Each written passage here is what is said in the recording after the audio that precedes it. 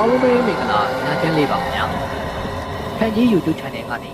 ပြန်လည်ပြီးတော့ကြိုဆိုလိုက်ပါတယ်ဒီနေ့မှာတော့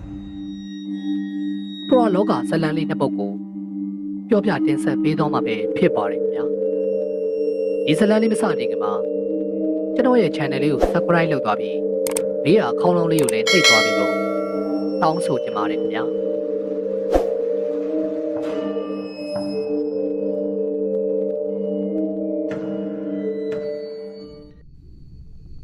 စာရေးသူမာယာရေးသားထားသောတန်ရောစဉ်ဝိညာဉ်အဖေဆုံးတဲ့နှစ်မှာပဲအိုးကေတို့သားမိတွေစင်ကြီးမုံရက်ွက်လေးတစ်ခုစီကိုပြောင်းလာခဲ့တယ်အဲ့ဒီတုန်းကအိုးကေက4တန်းကိုတိုးဝေက6တန်းမမစိုးမေက10တန်းအမေမှာအဖေအတွက်ကိုကြပူဆွေးချိန်မရှိပါဘူးအမေတယောက်တည်းအင်အားနဲ့အိုးကေတို့မောင်နှမ3ယောက်ကိုပညာသင်ပေးဖို့ပြုစုပြောထောင်ဖို့တက်တလောက်မှတ်တလောက်စီမံရင်းနေဗျာများနေခဲ့တာအရင်ကအဖေဘက်ကအဖိုးဘွားတွေနဲ့အတူဘိုးဘွားပိုင်အင်ကြီးပေါ်မှာပဲတစုတစည်းတဲ့နေခဲ့ကြတာအဖေမရှိတဲ့နောက်မှာတော့အမေကကိုယ့်ရဲ့မိသားစုနဲ့ကိုခွဲနေဖို့စီစဉ်နေဒီတော့သားမိတွေအေးတိုင်းလောက်ကင်စားတော့ဖို့အတွက်အဖေရှိစဉ်ကလင်းများနှစ်ယောက်တိုင်ပင်ပြီးတော့ဟိုတစ်ခွက်ဒီတစ်ခွက်ဝဲထားတဲ့ရေခွက်တွေထဲကတချို့ကိုအမေကရောင်းပြလိုက်တယ်ရောက်ခမအပါဝင်အဖေရဲ့မျိုးတွေနဲ့လည်းတိတ်ပြီးအဆင်မပြေတဲ့မိကအဖေမရှိတဲ့နောက်မှာတော့ဒီဝင်းဝိုင်းကိုစွန့်ခွာလာခဲ့ဒီလိုနဲ့အိုးကေတို့မိသားစုတွေခုံနာဖို့နေရာအသစ်တစ်ခုရှာခဲ့ကြတယ်ရက်ွက်ကစင်ကျင်ဘုံဆိုပေမဲ့အိမ်နေပြုတ်သိပ်ကြက်နေတာမဟုတ်ဘူးသူ့အိမ်တူဝင်းနဲ့အေးစစ်စစ်တက်တက်ရဲ့နေကြတဲ့သူတွေများတယ်အိုးကေတို့ဝယ်လိုက်တဲ့နေရာကလည်းတကို60ပတ်လေအိမ်ဝင်းအကျယ်ကိုတဝက်ပိုင်းရောင်းတာဝယ်ပြီးချင်းမှာပဲအမေကအားချင်းကိုအိမ်ဆောက်လိုက်တယ်ဒီစရာခိုင်မာရှိရင်စားတာကစံပြုတ်တော့လေရတယ်ဒီလိုခံယူထားတဲ့မိကအိမ်ကိုအဖြစ်လောက်ကိုမဆောက်ပါဘူးအိတ်ခမ်းလေးကန်ဧကန်ဖျာကန်ဘီးဘော်ကန်အိမ်သားရေချိုးကန်အပြည့်စုံနန်ကန်နှစ်ထပ်တိုက်ကိုခက်ထဲထဲဆောက်တယ်အိမ်ချမ်းပိုင်ရှင်ကမောင်နှမ2ယောက်တည်းအကိုကြီးရဲ့နာမည်ကကိုခိုင်မင်းမြမဖြစ်သူနာမည်ကမတ်သူစာမောင်နှမ2ယောက်ကအသက်10နှစ်နီးပါးกว่าတယ်မိဘတွေမရှိကြတော့တဲ့နောက်ပိုင်းကိုခိုင်မင်းကပဲမတ်သူစာအတွက်ကိုမိဘဆိုလဲဟုတ်အကိုဆိုလဲဟုတ်မောင်နှမ2ယောက်တယောက်နဲ့တယောက်ရမ်းချစ်ကြတယ်လို့အပြန်လဲဟဲ့ညာမှုလဲရှိကြတယ်မတ်သူစာဆိုလဲမျက်နာလေးကအမြဲပြုံးနေတက်ပြီးတော့တကယ်အေးကြမ်းပုံစံလေးပါကိုခိုင်မင်းကလည်းဖော်ရည်ကူညီတက်ပြီးတော့အမြဲတက်ကြွနေတတ်တာကိုခိုင်မင်းကအိမ်30ပစ္စည်းတွေလည်းပြုတ်ပြင်တတ်တယ်လို့စောင်းပေါက်ငားတဲ့အလုပ်လည်းလုပ်တယ်ဒါပေမဲ့ဒီအလုပ်တွေဆိုတာကသူ့ခါနဲ့သူခေါ်တဲ့သူငားတဲ့သူရှိမှဝင်ငွေရတာမှတ်လို့ဒေးစင်ပုံမှန်ဝင်ငွေအတွက်မောင်နှမ2ယောက်အိမ်ရှိမှာပဲရေခဲမုတ်နဲ့အယုတ်ဆိုင်လေးကိုတွဲဖွင့်ထားတယ်တခါတလေအယောင်ပါတဲ့နေ့ဆိုရင်တော့ရေခဲမုတ်ဘုံကိုအနောက်ခုံမှာတင်ပြီးတော့စပိန်တစည်းနဲ့အနီးနားရက်ွက်တွေစီကိုပတ်ရောင်းတတ်တယ်မတ်သူစာကကြတော့စာရမ်းတော်တယ်အခုချံကိုတချမ်းချမ်းပြီးရောင်းတာတယ်မတ်သူစာရဲ့ပညာရေးအတွက်ပဲ10တန်းကိုဘာသာသုံးဂုံထူးနဲ့အောင်ပြီးတော့စေးတက်ကတူတက်တော့မှမလို့မတ်သူစာနဲ့ကျောင်းစရိတ်အတွက်ရောင်းခဲ့တာကိုခိုင်မင်းရဲ့ဝင်တွေကမောင်နှမ2ယောက်နေတိုင်းစားတော့စရိတ်ကဖူးလုံးမိမယ်မတ်သူစာမြို့မှာတက်ကတူတွားတက်ဖို့အထီတော့အလုံလောက်တာမလို့ဒီလိုစီစဉ်ခဲ့ကြတာအိမ်ဆောက်ပြီလို့အိုးကေတို့အိမ်ပြောင်းလာတော့လေမတ်သူစာတို့မောင်နှမ2ယောက်ကအစအစရရကိုညီတယ်အိုးကေတို့မောင်နှမတွေကြောင်းပြောင်းတဲ့ကိစ္စတွေကစားကိုခိုင်မင်းကအကုန်လိုက်လုပ်ပေးတယ်အမေကတော့အိမ်ရှိမကြီးပင်အရိပ်ရောက်မှာအဖေလေးထိုးပြီးတော့မြန်မာထမင်းဟင်းနဲ့အတုပ်ဆောင်ကော်ဖီတော့တစ်ဖက်ရည်နဲ့အေးပလင်းလေးတွေရောင်းနေအမေက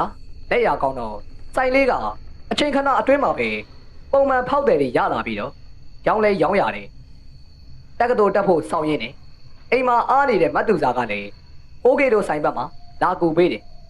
အမေကလည်းမမဆိုးမိနေမတိမ်မရဲရွယ်ဖြစ်နေတဲ့မတ်သူစာကိုသူမအရင်လေးလိုသဘောထားပြီးတော့ချစ်တယ်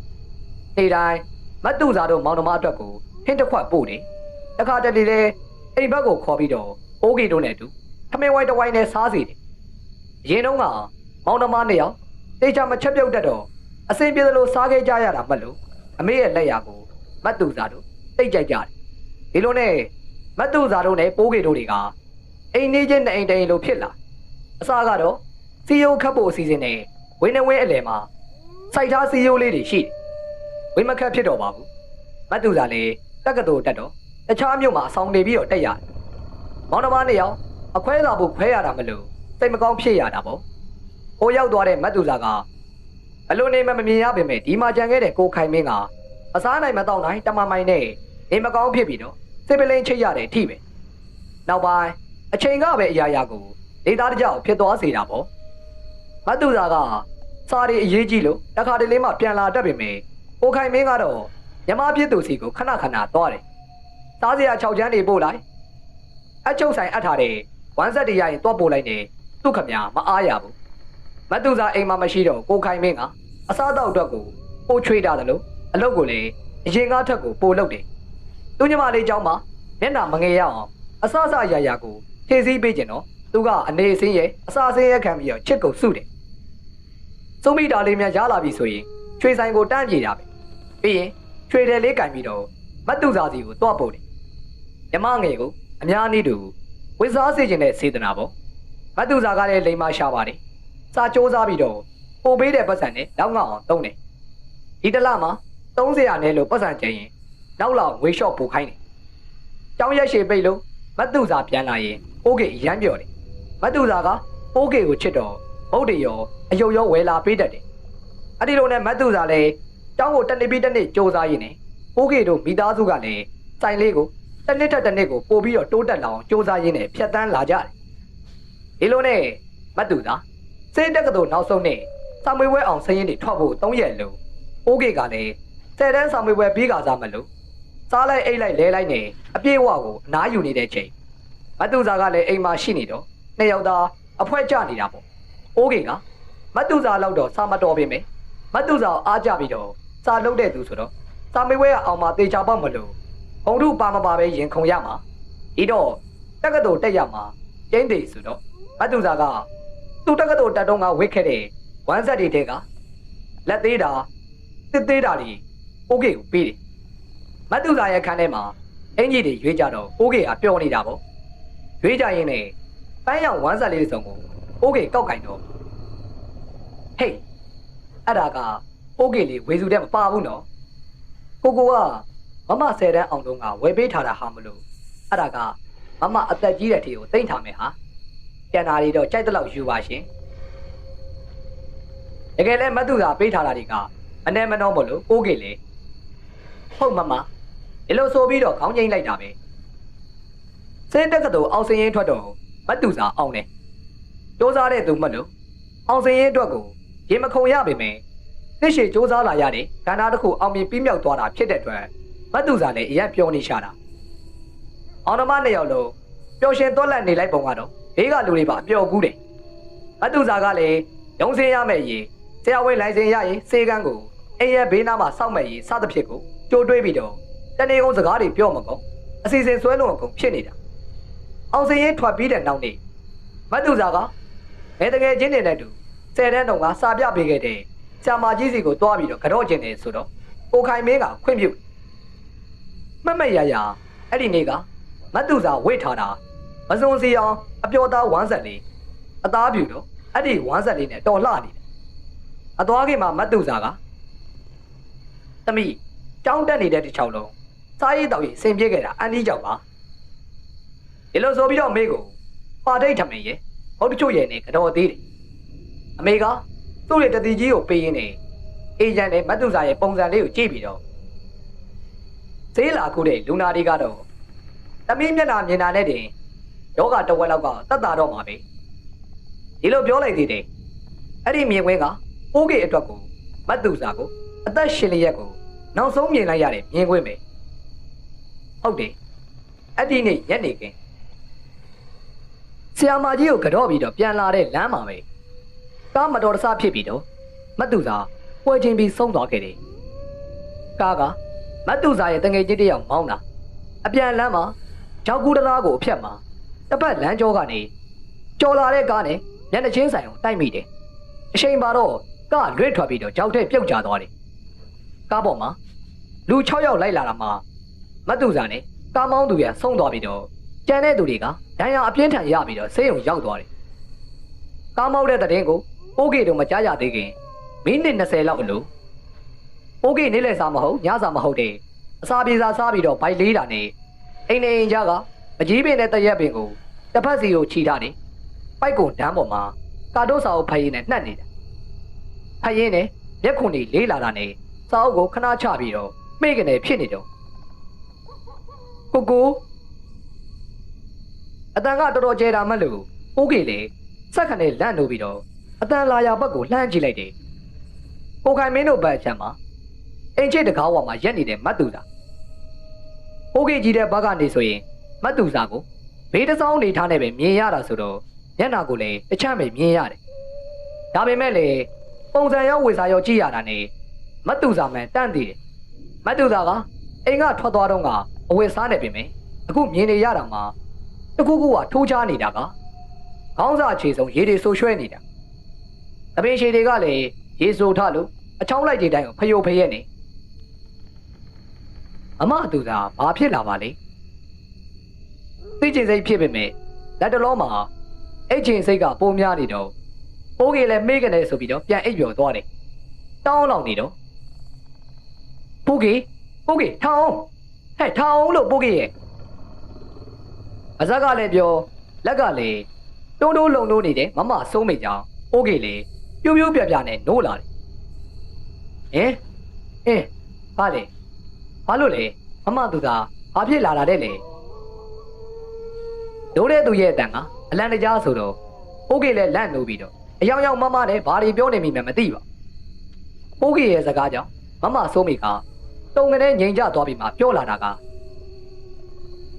သူစားကားမောက်လို့ဆေးရုံရောက်နေတယ်တဲ့အခြေအနေကတော့ငါလည်းမသိဘူးအမေနဲ့ကိုခိုင်မင်းတို့တော့ဆေးရုံလိုက်သွားပြီပိုးကြီးလေရုတ်တရက်ကြောင်ပြီးတော့ဘာမှမပြောနိုင်ဘူးခဏကမတ်သူစာကိုတွေးလိုက်တာကလေအိမ်မလားတကယ်လားဝေခွဲမရတော့ဘူးမတ်သူစာ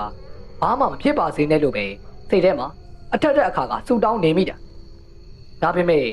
ပိုးကေစူတောင်းတွေကမပြေခဲ့ဘူးချောင်းထဲကနေပြန်ဆဲလာကလေးကမတ်သူစာကအသက်ပါမလာဘူးတဲ့ကြံတဲ့သူတွေတော့ချောင်းရည်ကျနေတဲ့ချိန်မလို့တန်ကောင်းလို့ဆေးရုံရောက်တာမဟုတ်ရင်ရေစည်းနဲ့များမျောပါသွားလို့ကမတွေ့ရဲเสียမတ်သူစာရဲ့အလောင်းကိုတော့ရက်ွက်တဲ့ကိုပြန်တယ်လို့မရတာမှတ်လို့ဆေးရုံမှာပဲထားပြီးတော့နောက်နေ့နေခင်းမှာတကြိုလိုက်ကြတယ်ကိုခိုင်မေးခမတူတဲ့တော့ညမတူတဲ့တော့သွေးရင်းချကိုဆုံးရှုံးလိုက်ရတော့ဖြေမစည်းနိုင်အယူမီဝိုင်းပေါ့အိမ်မှာဒါရေးစီစဉ်တာတွေလည်းအမေနဲ့ကိုကြီးတိုးဝေပဲစီစဉ်လောက်ကင်ပေးလိုက်ရတာကိုခိုင်မင်းကမတ်သူစာရဲ့ဒါရေးဓာတ်ပုံကိုပဲထွေထွေကြီးကိုကြည့်နေအသိစိတ်မဲနေတဲ့လူတယောက်တို့ဘာစကားမှပြောနိုင်ဘူးအစားလဲမဝင်ဆိုတော့စိတ်ရောလူပါဂျုံကြပြီးတော့ရပ်ပိုင်းတွင်ကိုတိတိတတ်တာပဲပိန်ကြသွားတာโอเคကိုတိုင်လည်းမတ်သူစာဆုံးတဲ့နေ့ကမဆုံးခင်နောက်ဆုံးတွေးလိုက်ရတဲ့အခိုက်အတန့်ကိုပြန်တွေးကြည့်မိတိုင်းပြင်မစည်းနိုင်ဘူးပြုံးရွှေရှင်နဲ့အင်ကထွက်သွားခဲ့တာကိုနာရီပိုင်းလောက်ကြာပြီးမှတော့သုံးမိတယ်လေအဖေဆုံးတော့ပိုးကေကတိတ်ပြီးတော့မတိတတ်သေးတော့အရက်မခံစားတတ်ခဲ့ပြီမယ်ပိုးကေအရွယ်ရောက်ပြီးနောက်ပိုင်းမှာကိုနဲ့ဒီဆုံးလူတွေတဲကအခုလိုဖြစ်သွားတာမတ်သူစာကပထမဆုံးမလို့လက်ခံဖို့အတော်လေးကိုခက်ခဲတယ်လို့အရန်လေဝမ်းနဲ့စိတ်မကောင်းဖြစ်မိကိုခိုင်မင်းကိုတော့နာရီတစ်ချောင်းလုံးရောရက်လဲပြီးတော့နောက်ပိုင်းမှာရောပိုးကေတို့တွေအတော်လေးကိုဂရုစိုက်ပြီးတော့စောင့်ကြည့်နေရတာကျွန်တော်ညီမလေးอ่ะကျွန်တော်ဘဝပါဗျာအညွန့်တလူလူနဲ့ခလေးလေးပါကံအဲ့ဒီလောက်ပဲရက်ဆက်ရသလားညီမလေးစားကျွန်တော်ပဲဖြစ်လိုက်ချင်တာအခုဆိုရင်ကျွန်တော်ဘာမှမရှိတော့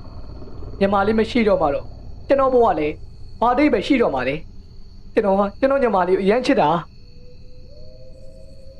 ပြောတဲ့သူမှလည်းရက်ရည်ရွှဲသားနေဖြစ်တယ်လို့နားထောင်ရတဲ့ပိုးကေတို့မှလည်းရက်ရည်မဆယ်နိုင်ဘူးမတ်သူစာအတွက်ကိုဝမ်းနေတာရောညမငယ်အတွက်ကိုရင်ကွဲနေတဲ့အကိုတယောက်ရဲ့စိတ်ဝေဒနာကိုအထင်သားကိုမြင်နေရပေမဲ့ဖြည့်သိမ့်ပေးစရာစကားရှာမတွေ့နိုင်တာရောကြောင့်ပါဒီလိုနဲ့ပဲမတ်သူစာကကိုခိုင်မေးရဲ့ဘဝတဲကရောပိုးကေတို့မိသားစုရဲ့ဘဝတဲကနေပါအပီးပိုင်ကိုထွက်သွားခဲ့တယ်မဟုတ်သေးဘူးနော်ထွက်သွားပြီလို့ပိုးကေထင်ခဲ့တာမတ်သူစာကဖြစ်တည်မှုပုံစံတစ်မျိုးနဲ့ပိုးကေတို့ရဲ့အနားမှာစ ဆက်ရှိနေသေးတာကိုအချိန်တစ်ခုကြာပြီးမှသိလိုက်ရတယ်မတ်သူစာဆုံးပြီးကားသားမှာပိုးကေအိမ်မက်ထဲကိုမတ်သူစာကိုခဏခဏမြင်မှတ်ပေမဲ့စိတ်ဆွဲလို့မှတ်တာလို့ပဲထင်လိုက်တာကြံတဲ့မိသားစုဝင်တွေဘလို့နေလဲမသိပေမဲ့ပိုးကေကတော့အရေးရောင်လေးကိုမမြင်မိတာပြီးတော့ပိုးကေကတရေစာအုပ်တွေတရေစကားတွေဆိုရင်မကြိုက်တတ်လို့ဖက်လေကြည့်လေလည်းမရှိပါဘူးဒီတော့ကို့ဘာကိုတကူတကကြီးကိုပုံဖော်ပြီးတော့တွေးကြောက်တာမျိုးလည်းမရှိတော့မတ်သူစာရဲ့တိတ်ဆုံးမှုနောက်မှာ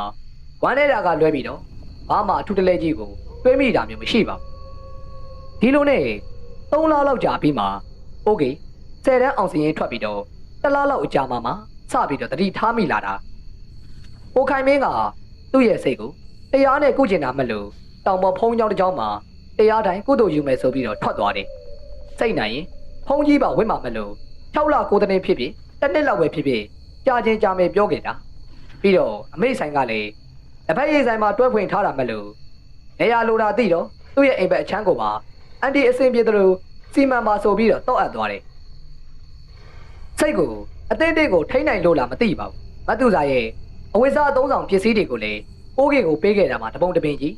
မမစိုးမိကတော့မတ်သူစာနဲ့အရမောင်းလုံးတဲ့မတူတော့တိတ်မရဘူးပေါ့အဲ့ဒီလိုနဲ့ကိုခိုင်မင်းထွက်သွားပြီးနောက်ပိုင်းအင်းရှိမှာအယုံနဲ့ရေခဲမုတ်ဆိုင်ကိုငကိုအတိုင်းကိုဆက်ဖွင့်ပြီးတော့ကိုကြီးတိုးဝင်နဲ့ပိုးကေတို့တလဲစီကိုစိုင်ကြည့်ပြီးတယ်ဆိုင်တဲ့အိမ်ကြားမှာနေရအလွတ်မှာတော့အမေကဘိုးကစားမှုခုံတွေထက်ချပြီးတော့ဆိုင်အတွက်ကိုနေရချဲ့တယ်ပိုးကေကကြတော့10တန်းကိုဂုံထုနှစ်ပါးသားနဲ့အောင်ထားလို့နာမည်လေးရနေတော့အိမ်သားကခလေးတချို့ကိုစာပြရင်းနဲ့မုတ်ဖိုးရှာတယ်မတ်သူစာနဲ့ပတ်သက်ပြီးတော့ပိုးကေလေစပြီးတော့တတိထားမိတဲ့နေ့အဲ့ဒီနေ့ကညနေပိုင်းခလေးတွေမလာခင်ပိုးကေလေအိမ်နဲ့အိမ်ကြားကအပင်ရိပ်မှာအချင်းမောင်းစားရင်းနဲ့ထိုင်ဆောင်နေတာအရင်ကဆိုရင်ဒီချိန်ကတရေအိတ်ချိန်ဆိုတော့အချိန်ပေါင်းမှမစားရရင်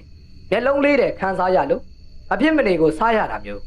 အိမ်ရှိလူကအရှိဘက်ကဆိုင်ထဲမှာအလုရှုပ်နေတာမှတ်လို့အနောက်မှာကပိုးကေတယောက်တည်းအဲ့ဒီချိန်တချက်ချက်တကြွကြွနဲ့မလန်မကန်အားတပ်ပင်တွေနားမှာလမ်းလျှောက်နေတဲ့ခြေတောင်ကြားလိုက်ရတယ်တစ်ချက်ဆိုရင်တက်ကိုင်းကြောက်ကိုတက်နေလိုက်လို့တကြွကြွတန်ပါပါတယ်ဆိုင်ဖွင့်တာတော့လူစုံတာမှတ်လို့တယောက်များအိမ်ဘက်ထီကိုဝင်းတလားအတွင်းနဲ့ပိုးကေလည်းအတန်လာရဘက်ကိုလှမ်းကြည့်လိုက်တယ်လူမရှိဘူးဒါပေမဲ့မြေကြီးပေါ်ကမကြီးရဲ့6တွေကလူဖြတ်လျှောက်သွားတယ်လို့ဝေကနေဖြစ်သွားတယ်ခြေတလန်းသာအတိုင်းစိတ်ကြက်မမှန်အတန်နဲ့တူရွက်6တွေကလွင့်ကနေပဲအဲ့ဒီလိုပိုပြောက်ခြေလန်းရဲ့အိုးဒီယာကပိုးကေထိုင်နေတဲ့ဘက်စီကိုအခါမှမကြုံဘူးတဲ့ခြေတွေမှတ်လို့ပိုးကေလည်းထူးဆန်းဖြစ်ပြီးတော့ငိမ့်လေးကိုကြည့်မိနေတော့မယ်ခြေလန်းကပိုးကေစီကိုမရောက်ခင်မှာပဲနည်းနည်းလွဲသွားပြီးတော့ပိုက်ကိုပကတ်တမ်းဘက်ကိုရောက်သွားတယ်ဒန်းနာအရောက်မှာတော့ခြေတန်းကတိကနေငိမ့်ကျသွားတယ်ပတ်ဝန်းကျင်မှာအတန်ကုန်တိတ်ကျသွားတာမဟုတ်ပေမဲ့ကိုအာယုံဆိုင်နေတဲ့အတန်ပျောက်သွားတော့စိတ်ထဲတစ်ခုခုကတိတ်ဆိတ်သွားတယ်လို့ပဲဒါပေမဲ့အတန်သာငိမ့်သွားတာအမြင်အာယုံမှာတော့အာယုံဆိုင်စရာတစ်ခုရောက်လာတယ်ပကတ်တန်းကလူတက်နေတယ်လို့တစ်လုံးလုံးနဲ့ဖြစ်လာတယ်နေငိမ့်နေတာမှတ်လို့နေတိုက်တာလို့လေဖြစ်တွေးစရာမရှိတော့ပိုးကေမျက်ခုံးတွေပင့်တက်သွားပြီခဏကတစ်လုံးလုံးနဲ့ဝါနေတဲ့ပါဇက်ကလည်းဝါလက်သားအရွယ်တိုင်းကြီးကိုရုပ်တည်ဖြစ်သွားပြီရက်တော့မခတ်တန်းကိုတေချာကြည့်နေတော့မှပဲပုံမှန်တိုင်းဆိုရင်စုပြီးလုံးနေတဲ့တန်းကလူတယောက်တက်လိုက်တယ်လို့ကားသွားပြီးတော့အောက်ကိုအလုံးရှိလိုက်ကြီးကိုအိုက်ကြသွားတယ်ပြီးတော့တဖြည်းဖြည်းနဲ့ဘယ်ညာစပြီးတော့လှုပ်ရမ်းလာတော့တာပဲဒီတော့မှဘုံမမှန်တော့ဘူးဆိုတဲ့အသင်းနဲ့ပိုးကေလေဘုံကလေးဆိုပြီးတော့ထရက်လိုက်တဲ့ချိန်ဓားထဲမှာကြားလိုက်ရတဲ့တန်က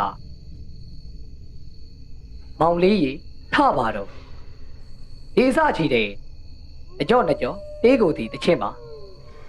စာသားတိုင်းကိုစုံနေတာမဟုတ်ပဲပါဇက်ပိတ်ပြီးတော့တချင်းညီးနေတယ်လို့တန်မျိုးပါအဲ့ဒီတန်ကိုကြားလိုက်ရတဲ့ချိန်မှာတော့ပိုးကေကြက်သိန်းတွေဖြန့်ကနေထားပြီးတော့လူကတုံငနေတောင်ဖြစ်သွားတယ်ဒါမမသူစားအမြဲလို့စုံကြီးတက်တဲ့တချင်းပဲအိမ်မက်တဲ့ပိုးကေကိုလာနှိုးရင်လေဒီတချင်းနဲ့နှိုးတက်တာကိုခိုင်မင်းအိယာထားနောက်ကြရင်တော့ကိုကြီးရေထပါတော့ရောင်နေလာမပေါ့ဒီလိုဆိုပြီးတော့စနောက်တက်တဲ့မမသူစားရေချိုးလေတာတနခါလိမ့်လေတာအဝိရှော်အဝိခောက်လေတာညဘက်ကြရင်လေအကြောကြောစုံနေတက်လွတ်လို့မမရေတခြားတစ်ချင်းတွေမစိုးတတ်တော့ဘူးလား ဒီရှေ့တဲ့ချင်းကြီးပဲစိုးနေတော့တာပဲဒီလိုပြောယူရတာဒီတော့ပိုးကေတန်းတည်တယ်ပြီးတော့ပုံမှန်မဟုတ်တဲ့မြင်ကွင်းကိုလေလောလောလတ်လတ်ကြီးကိုမျက်လုံးနဲ့တက်အတွေ့ထားတော့အချင်းလေးတွေကိုဆက်ဆက်ပြီးတော့တရေ6ပြီဆိုတာလေသဘောပေါက်ပြီပိုးကေဒီနေရာမှာတယောက်တည်းကိုစက်မနေရဲတော့တာနဲ့ချက်ချင်းကိုခြာကနေလက်ထွက်ခြေလန်း2လန်း3လန်းလောက်ကိုလှမ်းပြီးမှာပဲဘယ်လဲပိုးကေလေးရဲ့အမသူသားရဲ့တန်ကိုပြပြသားသားကြီးကိုကြားလိုက်တာမလို့ပိုးကေမျက်နှာပြိုတော့မဲ့မို့လို့မဲ့ကြသွားတယ်ရုတ်တရက်တော့အချက်တုံကနေဖြစ်သွားပြီမယ်အသိစိတ်ကတ်နေသေးတော့လှဲ့မကြည့်နဲ့ဒီလိုကိုတတိပေးရင်လည်းလင့်နေအောင်ပြေးတော့တာပဲအဲ့ဒီနေ့ကခလေးတွေကိုလည်းပုံမှန်ဆိုရင်အိမ်မြေမှာခုံလေးချပြီးတော့တင်ပေမဲ့အိမ်ထဲမှာခေါ်တင်တယ်စာသာပြပေးနေပေမဲ့ပိုးကေရဲ့မျက်လုံးကကြီးငန်းတောင်မောက်ကိုဖြစ်နေတုံပဲရကြရဲ့ဒီကိစ္စအမေကိုပြောရနုံနုံမပြောရနုံနုံနဲ့စဉ်းစားရင်းနဲ့အဲ့ဒါပြန်ဆိုင်အတွက်ကိုပိုးကေတို့အားလုံးအသေးအရွက်တွေကိုလှိချုံနေရင်းနဲ့မှာအမေဟေးဟိုမမသူစားကလေမမသူစားနာမည်ကြားတာနဲ့မေကလည်းစက်ကနေမော့ကြည့်တယ်လို့ကိုကြီးတိုးဝေကလည်းအလုံးကုန်နှွားနေရင်းကနေတုံကနေရက်သွားတယ်ပိုးကေကတော့ပြောမဲ့ရေးကိုတွေးပြီးတော့ကြက်သိန်းထသွားလို့တုံကနေဖြစ်သွားပြီးမှဟိုကလေမမသူစားမကျွဘူးထင်တယ်နော်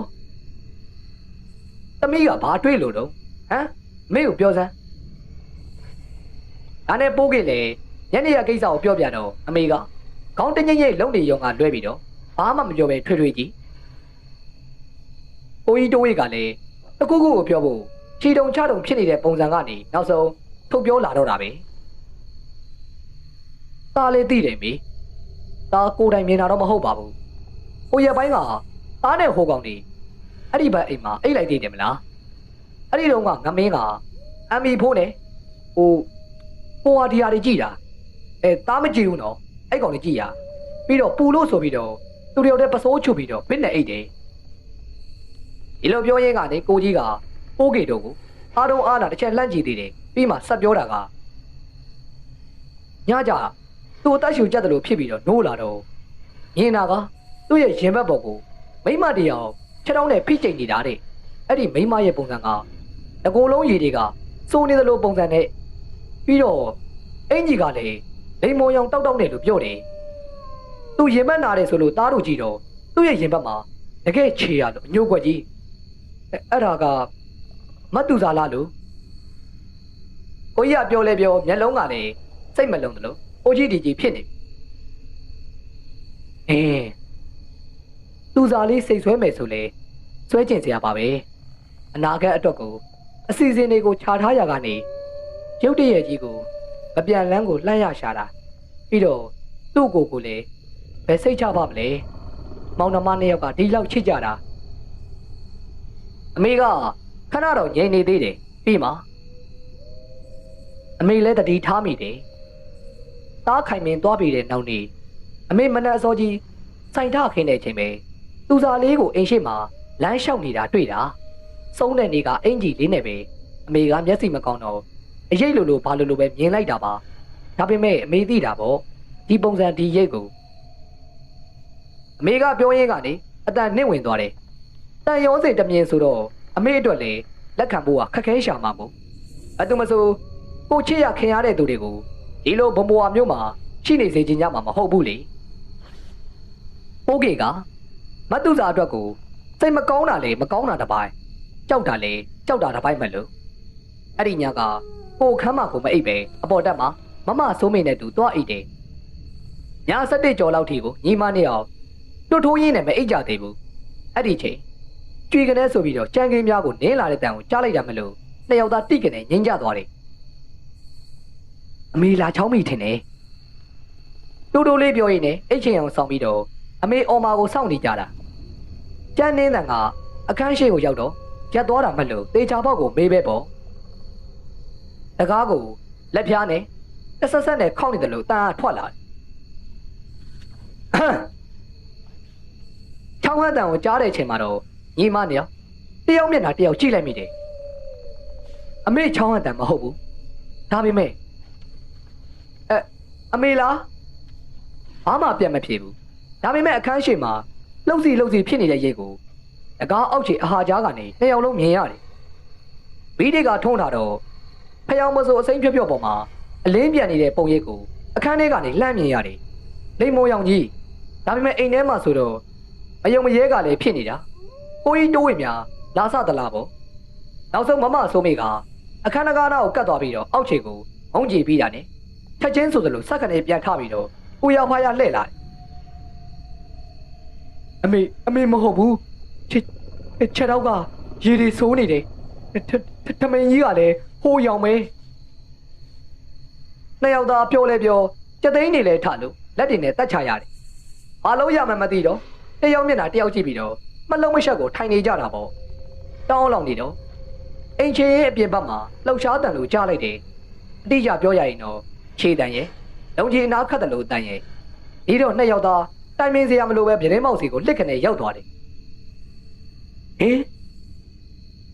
လွှဲနေတဲ့ပကတ်တန်းရဲ့ဓာတ်မောက်မှာရှိနေတယ်တပည့်အမဲထွေးလိုက်နေလိမ္မောရောင်တံတစ်ခုရဲ့ဘာဆိုတာသိလိုက်တာနဲ့သုံးမိန်နဲ့ပိုးကေတို့ကမတိုင်ပင်ပဲပြတင်းမောက်တကားကိုတယောက်တစ်ချက်စီကိုဆွတ်ပိတ်လိုက်တယ်ပြီးတော့ခြံအောင်လေးကိုပြန်ဝင်ပြီးတော့တယောက်နဲ့တယောက်ကြစ်ပေါင်ဖတ်ထားရင်းကနေအိပ်ပျော်သွားတော့တာပဲရားထဲမှာပိုးကေတက်နိုင်တယ်များတယောက်တည်းကိုမနေဘူးမတူတာတို့အိမ်ဘက်လည်းမသွားဘူးညဆိုလေမမဆိုးမိန်နဲ့အိပ်ပြီးတော့နှစ်ယောက်သားဘာတံမဲကြထမကြည့်ဘူးဒီလိုနဲ့10ရက်လောက်နေတော့ညနေခင်းပိုးကေလေကာတွန်းဆောင်ငှားပြီးတော့ပြန်လာအမေဆိုင်ကလူတွေများနေတာရောပိုးကေကိုယ်တိုင်ကအမှုမဲ့ဖြစ်နေတာရောကြောင့်အိမ်ထဲဝင်တာဘူးမတူတာတို့ဘက်ကနေပတ်ဝေလိုက်မိတာရှေ့ဆိုင်ကန်နှကန်းကြားအဖြစ်ရတင်းမောင်နာရောက်တော့ပိုးကေလီရင်းနေပြီးသားအတန်တစ်ခုနဲ့နာမည်ခေါ်တာကြတော့အကျင့်ပါပြီးတော့ဖက်ကနေလက်ကြည့်လိုက်မိတာအမလီရတင်းမောင်နာကခုံမှာပိုးကေရှိတဲ့ဘက်ကိုကြောပေးထန်နေတဲ့မမသူစားကြောပေးထားတော့ညာလေခေါင်းကငဲ့နေတော့သွေးလေးဖြစ်နေတဲ့ပုံစံကြီးကိုပထမဆုံးအနေနဲ့မြင်ဘူးလိုက်တယ်ရေဆိုးနေတဲ့စပိန်တွေကခါပေါ်မှာအစုလိုက်ချောင်းလိုက်ကိုဖျာကျနေပုံကအကောင်ကြီးလိုအနီးကကြီးဖြစ်နေတာရောအကောင်လိုက်ကိုအထင်ရှားကိုမြင်လိုက်ရတာရောကြောင့်ပိုးကေလည်းလန့်ပြီးတော့အမလေးတတန်ကတော်တော်ကျဲသွားတယ်ဒီတခါတော့လူကကြောက်အားကြည့်ပြီးတော့မပြေးနိုင်တော့နောက်ဆုံးလုပ်ရင်းနဲ့ဒရင်တရိုင်ဖြစ်နေတာအခင်းမားတဲ့မမဆိုးမေကပိုးကေရဲ့အတန်ကိုကြားသွားတော့အနောက်လစ်ခနဲ့ရောက်လာပြီးတော့လက်မောင်းကိုဖန့်ကန်လိုက်မှစိတ်နဲ့လူနဲ့ပြန်ကတ်သွားတာဒါတော့မမဆိုးမေဆွဲခေါ်တဲ့အတိုင်းကိုပါသွားလို့တာအိမ်ထဲကိုဘလို့ရောက်သွားမှမသိပါဘူးအမေလည်းရှင်းစင်နောက်စင်ဆိုသလိုအိမ်ထဲကိုရောက်လာတယ်မျက်လုံးကြီးပြူးပြီးတော့ဘာမှမပြောနိုင်ဖြစ်နေတဲ့ပိုးကေကိုခြေခတ်တိုက်တဲ့သူကတိုင်းလက်ကိုကင်ပြီးတော့ကျွတ်ဖက်ပေးတဲ့သူကဖတ်နေပေါ့ပိုးကေလေရင်တုံနဲ့ပြေတော့မျက်ရည်တွေလဲလာပြီးတော့မမသူစားကြောက်စရာကြီးအမေရဲ့မမသူစားကိုဒီဘဝကနေကြောက်အောင်လုပ်ပေးလို့မရဘူးလားမမတနာပါတယ်သွေးတွေလည်းအများကြီးပဲပိုးကေလေငိုပြီးပြောနေပုံကြည့်ပြီးတော့အမေနဲ့မမဆိုးမိတ်လည်းမျက်ရည်ဝဲရှာတယ်နောက်ရက်ပိုင်းလောက်နေတော့အမေကအဖေနှစ်ပတ်လဲကိုအမိခံပြီးတော့အိမ်မှာဖုန်ကြီးဆုံးကတ်တယ်တရားနာရေစက်ချတာလေမိသားစုတွေကြီးပဲဆိုတော့မမသူသားကိုနာမည်ကိုအမြဝေပေးတယ်တတင်ကတော့ငြိမ်သက်သွားခဲ့တယ်အမြမဝင်ကလို့ထင်းထင်းရှားရှားကိုမြင်ရတာမျိုးမရှိတော့ပေမဲ့မမသူသားကသူ့အိမ်ထဲမှာရှိနေသေးတယ်သွားလာလှုပ်ရှားနေတယ်လို့ရှိနေသေးတယ်ဒီလိုဆိုတာကိုပိုးကေတို့အားလုံးခံစားမိတယ်ဒါပေမဲ့အနိဒာရုံပုံစံမျိုးနဲ့မမြင်ရတော့တာအနှဲငယ်စိတ်သက်သာရကြတာပေါ့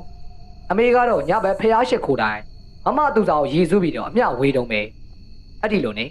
တလားလောက်ကြာပြီးမှတဖြည်းဖြည်းနဲ့တစ်ဖက်နေသားကြစာပြုတ်လာပြီမဲ့တရက်မှာတော့ပိုးကေအမားတစ်ခုကိုလုံးလိုက်မိတယ်တငယ်ချင်းတယောက်ရဲ့ဝင်းနေဖျားသွားကြမယ်ဆိုတော့အားလုံးလဲစင်တူပန်းရောင်အင်ကြီးကိုဝေ့ကြဖို့စီစဉ်တယ်ရန်နီးမှာပေါ်လာတဲ့အကြံဆိုတော့တေချာပြင်ဆင်ချိန်လည်းမရတော့ဘူးပြီးတော့ပိုးကေကကို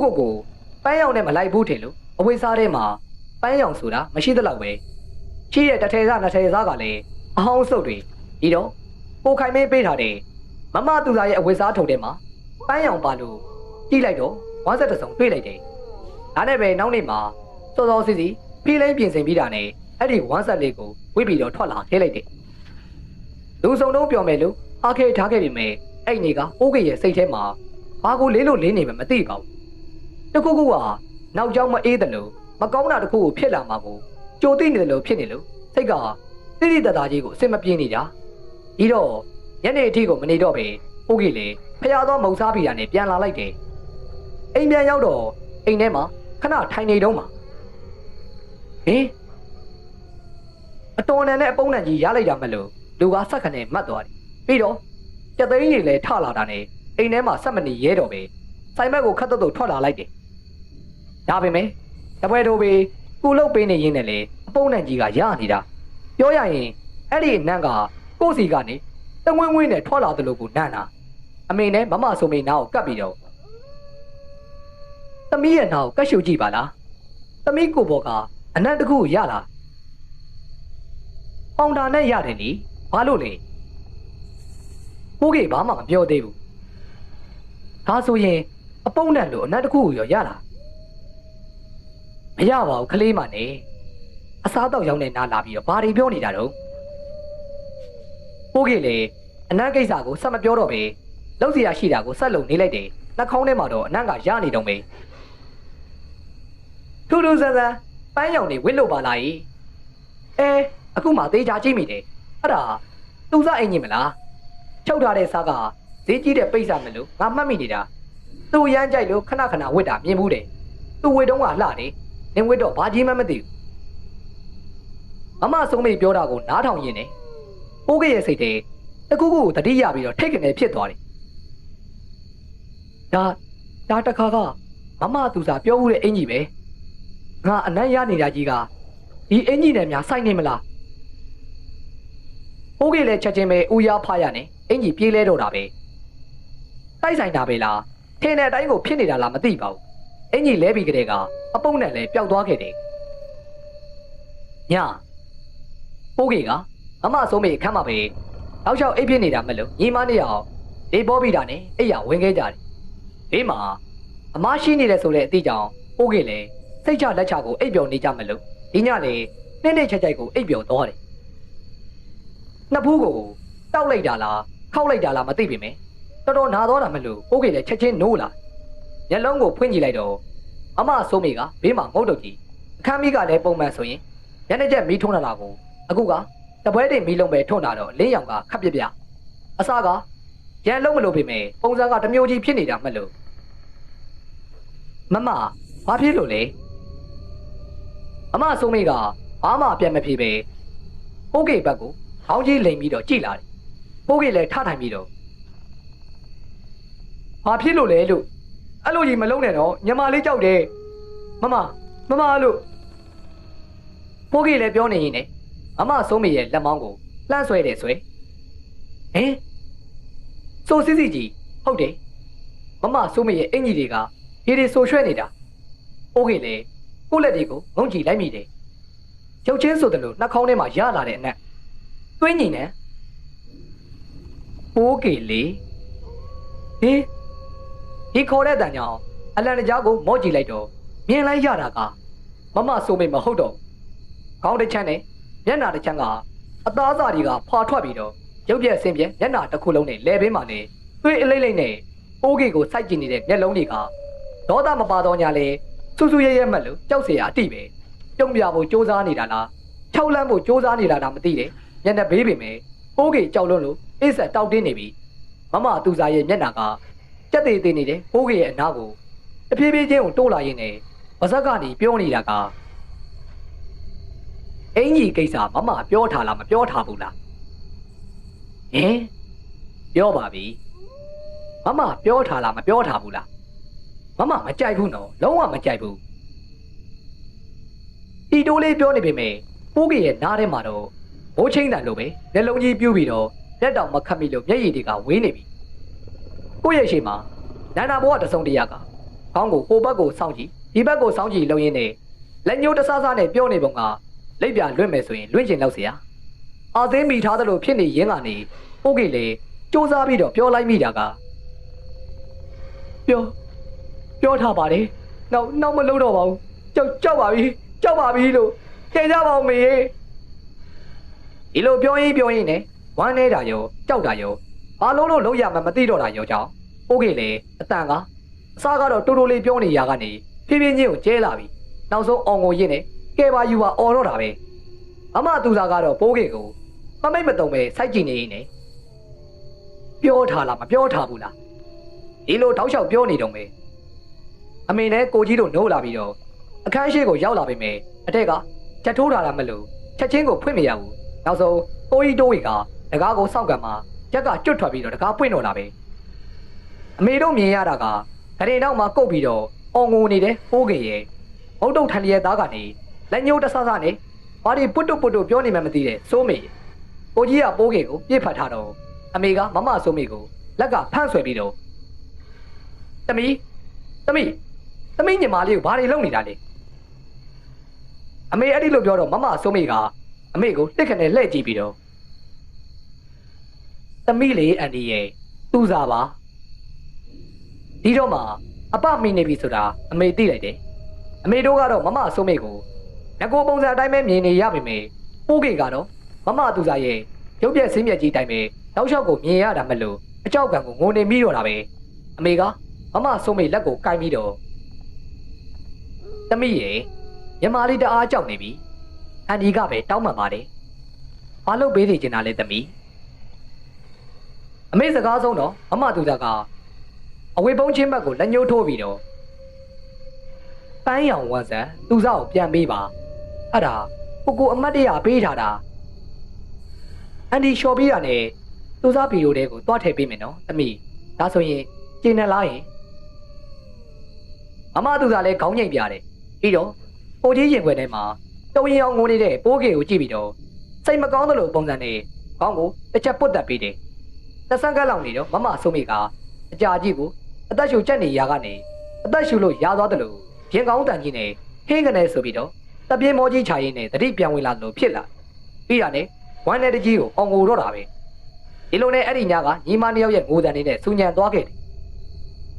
နောက်နေ့ကျတော့အမေက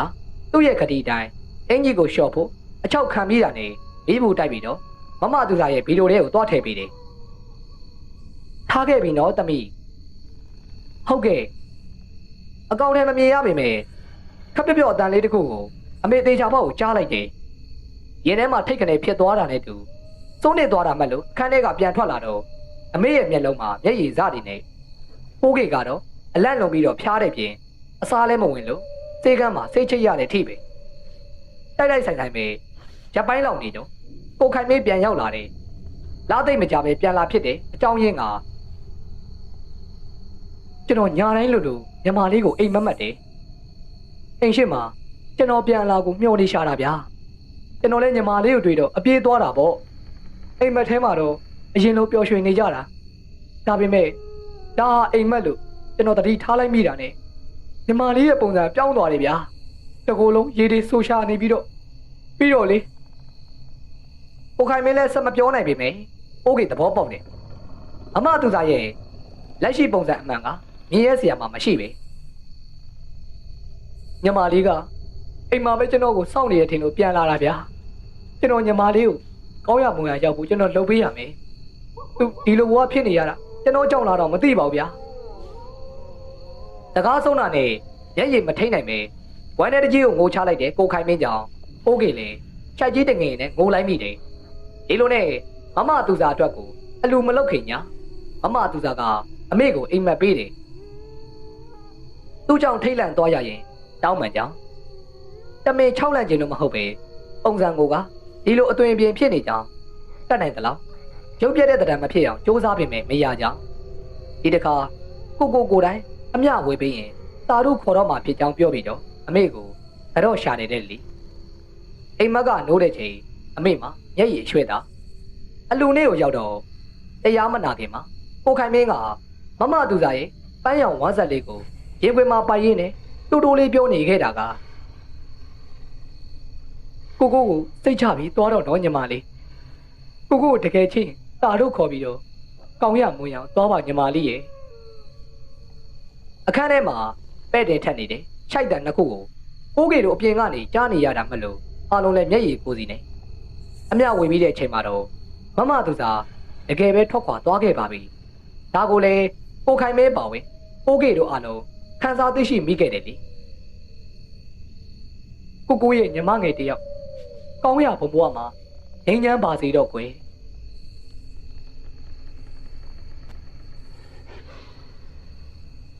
စာရေးသူလေးလက်အောင်ရေးသားထားသောတာရုခေါ်ပါချစ်သူထောင်မင်းမနဲ့ကြောက်မတက်ဘူးဆိုတငယ်ချင်းဖြစ်သူဝေရန်ရဲ့စကားကိုကြားရတော့ခါထောင်ကတပြင်းချလိုက်ပြီးတော့ဘာလို့ရမလဲမသိဘူးခိုင်လေးကလည်းစေးရုံမှာသူ့ကိုလည်းတွားကြည့်ခြင်းနဲ့ဒါပေမဲ့ငါတို့ကစာမွေးပွဲနေနေပြီလေကွာစာမွေးပွဲကအစီကြီးမှမဟုတ်တာကွာအဆန့်ပဲငါတို့မနဲ့တော်မယ်စိတ်ကူးထားတယ်မပြောတော့ဘူးမင်းစာမွေးပွဲကြရင်မင်းမေเจ้าလည်းမင်းအတီဆုံးပါအေးပါငါလဲကွာဟိုနှကောင်ဘာတွေပြောနေတာလဲဒီမှာစာသင်နေတာမကြည့်ပဲနဲ့ဆရာမကသူတို့နှစ်ယောက်စကားပြောနေတာတွေ့လိုက်တဲ့ပြေလန့်အောင်လိုက်တယ်ဆရာမရဲ့အော်တန်းကြောင့်သူတို့နှစ်ယောက်စကားစာပြတ်သွားပြီးတော့အောင်ဆိုးကဟုတ်စာရီမေးနေတာပါဆရာမဒီမှာသင်နေတာပဲကြည့်နားမလဲတာရှိရင်ငါပဲမေးဟုတ်ကဲ့ဆရာမဒီလေထမင်းစားចောင်းစင်းချိန်ထောင်တယောက်ခိုင်လေးတငယ်ချင်းစုမုံစုမုံကထမင်းစားနေရမှာသူ့ဟာလှည့်ကြည့်လိုက်ပြီးတော့အေးထောင်ပြောလေခိုင်လေးရဲ့ချင်းနေဘယ်လိုလဲဘာဖြစ်တာလဲစုမုံက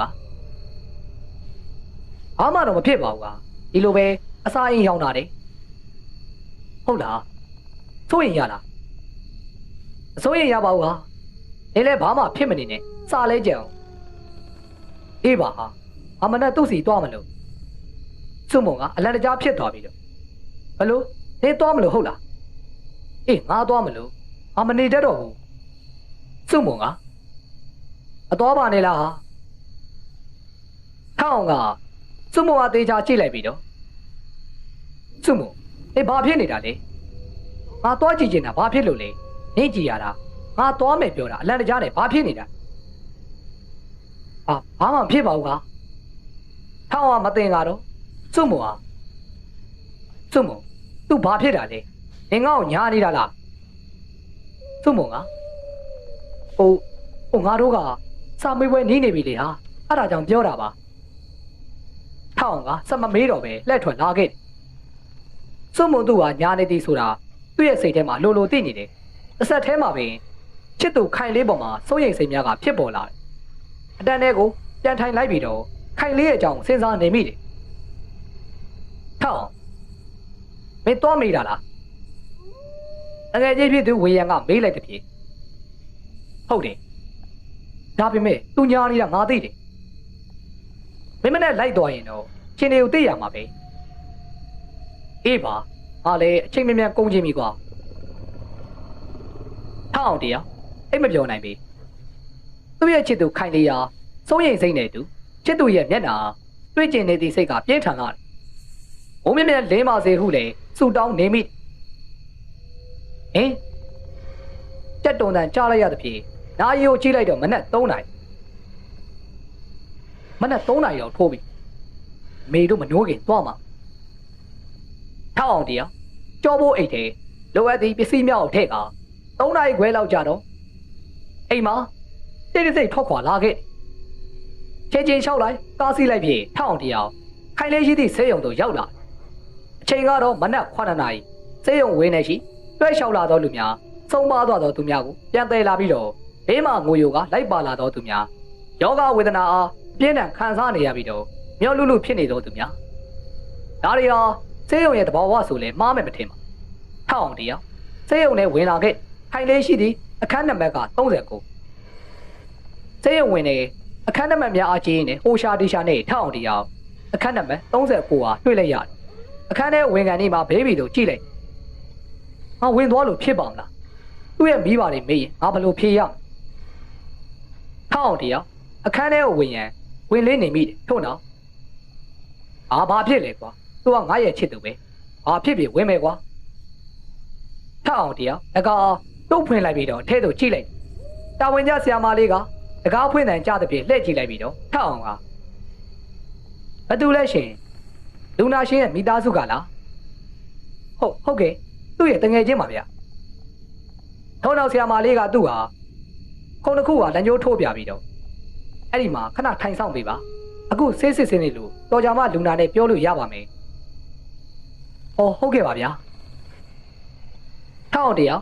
ချစ်သူကကြည့်လိုက်တယ်နှာခေါင်းတွင်အောက်ဆီဂျင်ပေးထားပြီးတော့ဗစက်မလေးကိုပင်ပန်းကြီးစွာရှူရှိုက်နေတော့ချစ်သူရဲ့မျက်နှာကြည့်ရင်လည်းခိုင်လေးရတနာမိတယ်ထောက်အောင်သိလိုက်ပါပြီဒါအစာအိမ်ရောင်းလို့စိတ်ရုံတက်နေတယ်ဆိုတာလုံးဝမဖြစ်နိုင်တော့သိကျင်စိတ်လေတားစီမရအောင်ပြင်းထန်တာလေထို့ကြောင့်ခိုင်လေးရဲ့ဖေးတွင်အလုရှုပ်နေတော့ဆရာမလေးဟာဆရာမလေးကျွန်တော်တခုမေးချင်လို့ဆရာမလေးကလှည့်မကြည့်ပဲမေးလေသူကဘာယောဂဖြစ်တာလဲခဏနေတော့နောက်မှမေးဟုတ်ကဲ့ခိုင်လေးမှာထောက်ရဲ့အတန်ကိုနားထဲကြားမိတယ်လို့ခံစားမိတဲ့ဖြစ်မျက်လုံးကိုဖွင့်ကြည့်လိုက်ရခိုင်လေးထောက်အောင်ကခိုင်လေးနောက်သွားမယ်ပြရဆရာမကခဏနေပါဦးတော်ကြမှာစကားပြောပါထောက်လဲနေရာတွင်ပြန်ထိုင်နေလိုက်တယ်သို့ပေမဲ့စိတ်တွေကအရန်လှုပ်ရှားနေမိတယ်ချစ်သူခိုင်လေးကကြည့်လိုက်ရာသူ့ဟာပြန်ကြည့်နေတယ်ယောဂဝေဒနာအပြင်းထန်ကိုခံစားနေရပြီးတော့မျက်ဝန်းမှာမျက်ရည်တွေစီးကြနေတာသူ့ဟာပြုံးပြနေတော့ချစ်သူဟာကြည်နေသူ့ဘာငိုချလာခဏကြာတော့ဆရာမလေးက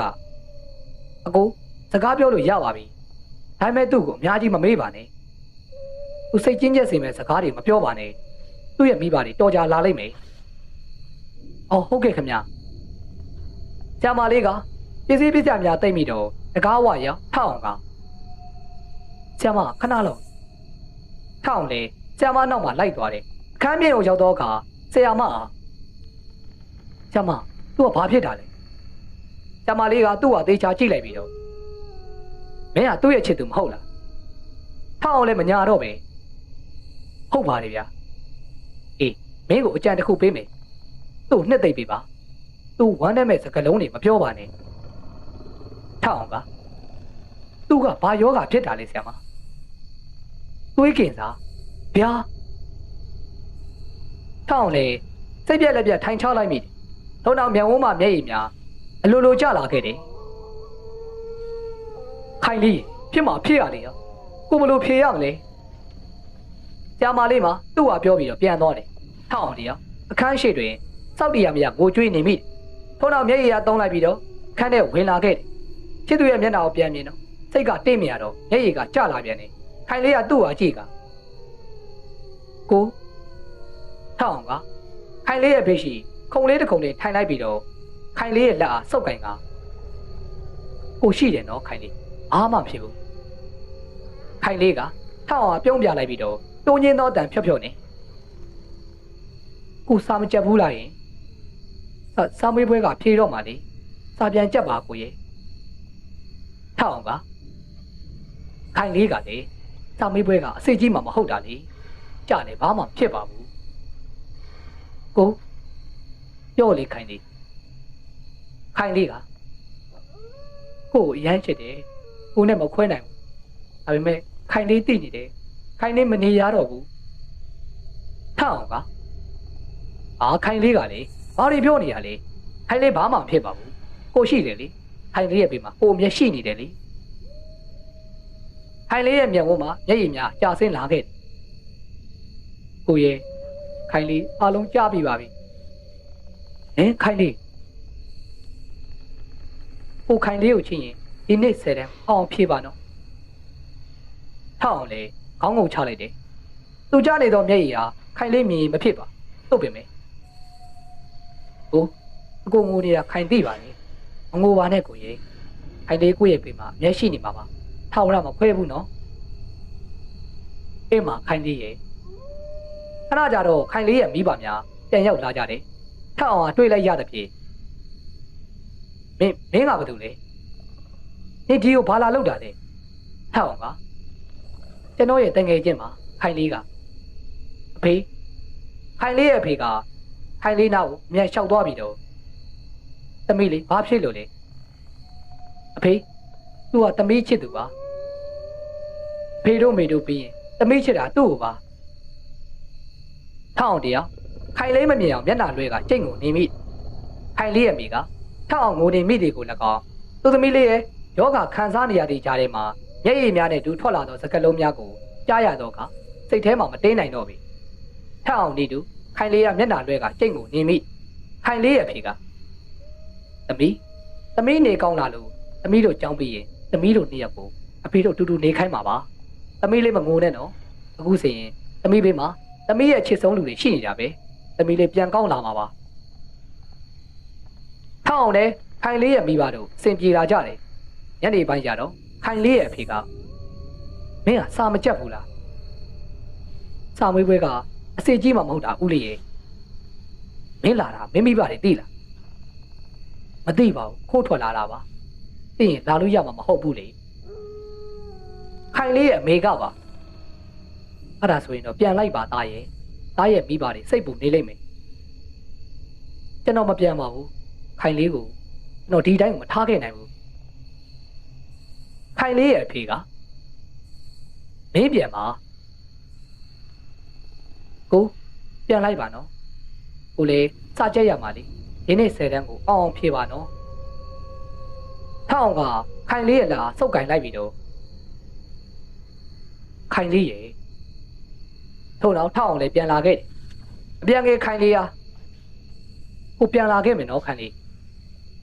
ဟုတ်ကိုအောင်ဖြေခဲ့နော်ကိုအင်းမအကိုဖြေခဲ့မယ်မင်းမနေ့ကဘဲသွားတာလေထောက်ခေါင်းကိုထားတယ်ဘာမှပြန်မဖြေချင်မင်းနေတယ်မင်းမနေ့ကဘဲသွားတာလေစာမေးပွဲနီးနေတာမင်းအရေးမပါတာတွေကိုရှောက်လို့မနေနဲ့ထောက်အောင်ခေါင်းကစက်ခနဲ့မော့လိုက်တယ်ဟုတ်ပြီမယ်ပြန်ငုံလိုက်ပြီတော့ဒါဒီနေ့10တန်းကိုအောင်ဖြစ်မှာပါအေးပေါ့ကွာကြည်ရသေးတာပေါ့ကြာလို့ကတော့ဆက်မထားဘူးအိမ်မှာလည်းမထားဘူးထောက်အောင်လေစာပတ်စပွဲပေးတွေထိုင်နေရင်းကနေခိုင်လေးရသတိရမိတယ်ခိုင်လေးရေကိုခိုင်လေးရဲ့နာမှာမျက်ရှိနေပေးခြင်းနေထို့နောက်ခိုင်လေးရဲ့စကားကြားရောက်မိလေတယ်ကိုအောင်ဖြေခဲ့မယ်နော်ထောက်လဲစာအုပ်ဟာကောက်ကင်လိုက်ပြီးတော့စာတဲ့အာယုံဆိုင်လိုက်တယ်စာမွေးဖြေသည်ဒုတိယမြောက်နေတဲကြီးမဲကြီးရွာနေတော့မိုးဆက်တွေကြားမှာအေးဆက်နေတော့နေပြေလေညင်းကအယိုးခိုင်အောင်တစိမ့်စိမ့်ချမ်းလာထောက်တယောက်မိုးရေကြတယ်တငယ်ချင်းများနဲ့တူကြောင်းလာရင်နဲ့ရုတ်တရက်လျက်စီးလက်တော်တယ်အဆက်ထဲမှာပဲကျဲလောင်လာတော့မိုးချင်းတန်တဲ့သူတို့ရဲ့ရှေ့မလက်မကန်ရှိတပ်ပင်အားမိုးကြိုပစ်ချလိုက်တယ်ပြန်တငယ်ချင်းနှစ်ယောက်ကအထိတ်ထိတ်လန့်လန့်ပြေမိုးရေကြားမှာဝစ်ချလိုက်တယ်တို့ပေမဲ့ထောက်ရဲ့စိတ်ထဲထင့်သွားတယ်ခိုင်လေးတခုဖြစ်နေပြီလားစာမွေးဝဲဖြေပြီးတော့အချိန်စိတ်ပြီးတော့ခန်းထဲမှာကြောင်သားများထွက်လာကြတယ်သူတို့ချင်းချင်းအဖြေတိုက်ကြရင်နဲ့မှန်သဖြင့်ပျော်ရွှင်နေကြတော့လဲထောက်အောင်မပြောနိုင်ပြီထောက်အောင်ဒီလိုလှည့်ကြည့်လိုက်တော့ဝေးရံကလူကြားထဲကိုတိုးဝင်ကသူ့နားကိုရောက်လာပြီးတော့ငါအကုန်ဖြိနေတယ်ကွာငါဒီဘက်ကိုဝမ်တူတန်ဝင်ပြီကွာအေးပါကွာဝေးရံကထောက်အောင်ကတေချာကြည့်လိုက်ပြီးတော့ဘေးမဖြိနိုင်ဘူးလားဘာဖြစ်နေတာဒါကွာပြင်မှာသွားပြောကြရအောင်တိုးနှစ်ယောက်ပြင်ထွက်လာပြီးတော့ဝေးရံကဘာဖြစ်လို့လဲထောက်အောင်သူတကူဖြစ်နေပြီလားမသိဘူးကွာဘာတူလဲခိုင်လေးလားအေးကွာအားစိတ်တွေလေးနေတယ်ဒါကွာစုံစမ်းကြည့်အောင်စွတ်မုံတော့သိမှာပဲထုံးနောက်နှစ်ယောက်သားကြောင်းဝင်းထဲကိုပြန်လာပြီးတော့စွတ်မုံကရှာကြတယ်ဟိုမှာကွာအေးသွားမယ်ကွာစွတ်မုံကတွေးလိုက်ရတဲ့ဖြစ်စွတ်မုံရဲ့နောက်ကိုသွားကစွတ်မုံကတငယ်ချင်းများနဲ့အဖေတိုက်နေရမှာသူ့ဟာလှည့်ကြည့်ပြီးတော့ဟာထအောင်အေးခိုင်လေးတဲ့အောင်ဘာကြားသေးလဲစွတ်မုံကခေါင်းခါလိုက်ပြီးတော့မကြားပါဘူးကဘာဖြစ်လို့လဲအားစိတ်ထဲလေးနေလို့ဟာသူတကူဖြစ်နေတယ်လို့ခံစားနေရတယ်ရှုပ်ပါတယ်ဟာခုပဲငါလိုက်သွားတော့မယ်ဟာထအောင်ရင်ထအောင်မှာချက်ချင်းပင်ကားလမ်းဘက်ကိုထွက်သွားတယ်ထို့နော်ဆိုင်ကယ်တစ်စီးရငှားကခိုင်လေးရှိရတော့လိုက်သွားတယ်2016ဩဂုတ်လ10ရက်နေ့ခိုင်လေးတယောက်သူချစ်တော်မိခင်ဖခင်နဲ့တူထအောင်ကိုပါကြောခိုင်းပြီးတော့လူလောကကြီးမှာဖောက်ခွာသွားခဲ့လိမ့်ပြီဘိုးတွေရွာနေခဲ့တယ်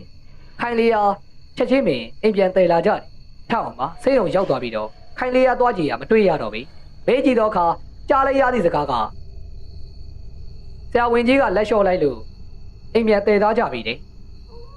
ထအောင်လေခိုင်လေးအိမ်တို့လိုက်လာခဲ့တယ်အိမ်လုံးလူများပြည့်ကြံနေသည်ကိုတွေ့လိုက်ရတဲ့ဖြစ်စိတ်ထဲမှာပူပင်သွားပြီးတော့အိမ်ထဲကိုအပြည့်ဝင်လာခဲ့တယ်လူကြားထဲကိုတိုးပြီးတော့ခိုင်လေးထားရနေရတော့ကြည့်လိုက်တယ်ဟင်တတင်လေးပေါ်တွင်ပြုံပြုံလေးနဲ့အသက်မဲ့နေပြီဖြစ်တော့ခိုင်လေးရဲ့မျက်နှာလေးဘေးရင်တော့သူ့ရဲ့မိဘများကအယူတပွဲငိုနေကြတယ်ထောက်အောင်တရားလေးပင်တော်ခြေလမ်းများနဲ့ခိုင်လေးထားရစီဆိုရှောက်သွားတယ်မျက်ရည်များကပါးပြမော်ကိုသူ့လိုလိုကြလာတယ်ထို့နောက်ကတင်ဘေးတွင်ထိုင်ချလိုက်ကတိုးတိုးလေးကိုပြောလိုက်သည့်စကားကခိုင်လေးကိုခိုင်လေးနဲ့မခွဲနိုင်ဘူးကိုနဲ့ခိုင်လေးအတူတူနေကြမယ်နော်ထို့နောက်ထောက်အောင်တရားပြန်ထွက်လာခဲ့တယ်ခိုင်လေးတို့ရဲ့ချန်ပီယံကိုထွက်ထွက်ချင်းခွေးတွေကဆွဆွဲငင်ဦးလိုက်ကြတယ်ထောက်အောင်လေဘေးဘေးဝဲရသူကြည့်လိုက်တယ်ထို့နောက်မျက်ရည်တွေကြားထဲမှာပြုံးလိုက်ပြီးတော့တိုးတိုးလေးပြောလိုက်တယ်ခိုင်လေးကိုနဲ့လိုက်ချင်လို့လားလိုက်ခဲ့ပါကိုရဲ့ဘေးမှာပဲအမြဲနေပြီနော်ထို့နောက်အိမ်တို့ပြန်လာခဲ့တယ်ပြန်လာရလမ်းတစ်လျှောက်လုံးခွေးတွေကသူ့ရဲ့နောက်ဝါကြည့်ကဆွဆွဲငင်ဦးကြတယ်အိမ်ရောက်တော့ခါည8 နာရီပင်ရှိကြပြီခြံဝင်းထဲကိုဝင်ကန်ဒီအိမ်ရှိမွေးထားတော့ခွေးနှစ်ကောင်ကစွတ်စွတ်ဝါးကိုထိုးအောင်လေထို့နောက်ဆွဆွဲငင်ပြဦးလိုက်ကြတယ်ထောင်ရဲ့မိဘတွေကထွက်ကြည့်ပြီးတော့ထောင်အောင်တွေ့တော့ခါရစရာမရှိအောင်ပြောကစူကြတယ်မင်းမနဲ့စောင်မွေးဝဲဖြေရမှာမသိဘူးလားဘယ်နေချောက်ပြီးလေလိုက်နေတာလဲစာရင်ချက်နောက်မှထမင်းစားရေချိုးဟုတ်ကဲ့ဖေထောင်လည်းအိမ်ထဲဝင်လာခဲ့ပြီမင်းဖေးဥတန်ကြီးကရက်မသွားဘူးခြံဝါအကြည့်ကစွစွဝဝကိုထိုးအောင်နေတယ်ထောင်ရဲ့ဖေကအာဒီခွေးတွေဘလို့ဖြစ်နေတာလဲမသိဘူးနားကြီးတာကွာထို့နောက်ထောင်ရဲ့ဖေမှာဓမိတ်တက်လက်နဲ့အိမ်ရောက်ကိုဆင်းသွားတယ်တခိုးများကက်လိတလားဆိုပြီးတော့ခြောက်ချကြည့်ပြီမဲ့ဘာမှမတွေ့တော့ပြင်မဲ့ခွေးနှစ်ကောင်ကခြံဝါတို့ကြည့်ကစွစွဝဝကိုဟောင်းနေသေးတခါတခါထားရည်ပင်ဥလိုက်သေးတယ်ထောင်ရဲ့ဖေကခွေးနှစ်ကောင်ကဒုတ်ပြလိုက်ရိုက်တယ်ကဲကွာဒီလောက်နားကြီးအောင်လုံးတဲ့ခေါင်းထို့နောက်ထောင်ရဲ့ဖေလေအိမ်မော်ပြန်တက်လာခဲ့ထောင်ရဲ့မိကဘာဖြစ်တာလဲဘာတွေးလို့ဟောင်းနေတာလဲအားမတွေးပါဘူးကွာခြံဝါကိုကြည့်ပြီးတော့ဟောင်းနေတာလက်ကနားကြီးတယ်ကွာရိုက်ထားခဲ့ထောင်ကစာချက်နေရင်ကနေသူ့မိဘတွေပြောတော့နားထောင်နေတယ်ဟောကဘာကြီးနေတာစာချက်ကွာထောင်လေစားဝါကြီးနဲ့စဉ်းစားနေမိတယ်ခိုင်လေးများပါလာတာလားဒါဆိုရင်ခြံဝါမှာဘာလို့မဝင်လာတာလဲခွေးနှကောင်ကခဏကြာတော့ပြန်ဟောင်းလာပြန်တယ်ခဏကြာတော့ထောင်ရဲ့မိကတရေချိုးတော့ဟုတ်ကဲ့မိထောင်ကသမီးရုပ်ကန်ကခြံထဲကိုဆင်းသွားပြီးတော့ရေကန်ရှိရဆိုရှောက်လာတယ်ဝေးများကသူ့ဘေးရကြည့်ကဟောင်းနေတယ်ဟင်ဘာလို့ငါ့ကိုဟောင်းနေတာပါလဲထုတ်စင်ဟိုရေတန်းကထွက်ပေါ်လာတယ်ဟင်ဒါခိုင်လေးရဲ့တန်းပဲထုံးတော့ပတ်ဝန်းကျင်ကကြည့်လိုက်တယ်တော့ပေမဲ့ဘာမှမတွေ့ထောင်ကသူ့ရဲ့မိဘရဲ့ကြားမှာစိုးတဲ့ဖြေအတန်တိုးတိုးနေခိုင်လေးလားဟုတ်ပါတယ်ကူအတန်ကသူ့ရဲ့ဘေးကချန်ပီယံဘက်စီမှာခိုင်လေးဗမာလေးပို့ပြပါအောင်ခိုင်လေးအထဲဝင်လာလို့မရဘူးဘယ်လိုလုပ်မလဲခိုင်လေးခြံဝါးကလူကြီးတွေကိုကြောက်တယ်ထောက်အောင်တယောက်စဉ်းစားနေမိတယ်ထို့နောက်ခိုင်လေးဟိုခိုင်လေးကိုရမ်းချစ်တယ်ခိုင်လေးမကြောက်နဲ့နော်ကိုယ့်ရဲ့နားမှာလာနေဟုတ်ကဲ့ကူထို့စဉ်ရောက်ပြန်လင်းကြီးတစ်ချက်ကပွေ့တိုက်သွားတယ်ခွေးတွေရဲ့ဥတီဟောင်းတန်ကဒီတစ်ခါတော့ခြံဝင်းထဲမှာထောက်အောင်သေးလိုက်ပါပြီခိုင်လေးသူ့ရဲ့ဘေးမှာရှိနေသည်ဆိုတာသူ့ရဲ့ခွင့်ပြုချက်ကြောင့်သူ့ရဲ့ခြံဝင်းထဲကိုခိုင်လေးရဲ့ဝင်းကြီးကဝင်ရောက်လာနိုင်ခဲ့တယ်ထောက်အောင်လည်းရေချိုးပြီးတော့အိမ်မော်ပြန်တက်လာခဲ့တယ်ခွေးတွေကဒီတစ်ခါတော့မဟောင်းတော့တစ်ချက်ဆွဆွငင်သာဥတော့တယ်ထောက်အောင်လည်းသူ့ခန်းထဲကိုဝင်ပြီးတော့ဝေစားရီလဲကထမင်းစားရဲ့ဒီဘုတ်ကြောင့်နဲ့ဝင်လာခဲ့တယ်ထို့နောက်အတန်တိုးတိုးနေခိုင်လေးချင်းကိုသူ့ဘေးရှိခိုင်လေးဝင်းကြီးထံမှာတုတ်ပြန်တန်ကြတဲ့ပြေထမင်းစပွဲတွေထိုင်ကထမင်းအများကြီးကိုခုလိုက်တယ်ထို့နောက်အတန်တိုးတိုးပြေခိုင်လေးကိုနဲ့တူထမင်းစားမယ်နော်ဟုတ်တကယ်ပါပဲထောက်အောင်ပါခိုင်လေးနဲ့တူထမင်းစားနေမိသူတယောက်တည်းအရင်နေ့တွေဆိုရင်တပန်းကန်တော့မကုန်အခုတော့နှစ်ပန်းကန်တော့ကုန်ပြီလေ ထောက်အောင်ကခိုင်လေးထက်ယူအောင်မလားတော်ပါပြီကိုရဲ့ကိုပြောစရာရှိတယ်ကိုစားကြအောင်တော့ခိုင်လေးကိုချင်းအောင်ဖြေပါနော်အေးမှာခိုင်လေးရဲ့